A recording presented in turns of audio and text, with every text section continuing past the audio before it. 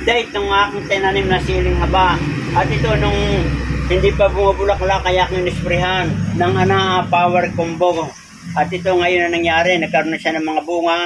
At ito, marami na. At ang ating gagawin mga kabayan ay ating babawasin yung mga dahon na mga magugulang na para hindi gaanong makasagabal sa paglaki ng mga bunga.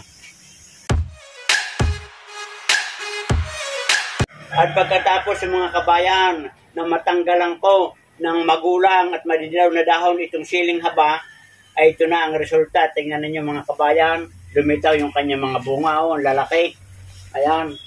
Ayan, hindi kinakailangan nating binabawasan ang dahon pag sobrang ng dami. Ayan. At ngayon naman mga kabayan, mamayang alas 4 ng hapon, ay akin namang i-sprayhan nitong heavyweight tandem anaa.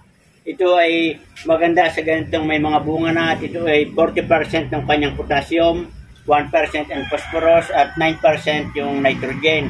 Ito ay pampabintog ng bunga, pampabigat ng timbang, at yan ay pampatibay ng mga sangat bulaklak sa ating mga halaman. So yan mga kabayan, ito yung aking ginamit kaya ako nagpapabunga ng ganitong mga sili. Good luck and good health at sana ay may natutunan kayo sa aking binahaging paghahalaman. Magandang araw kabayan at huwag niyong kakalimutan, pakipindot ng notification bell, follow, share, like, and subscribe.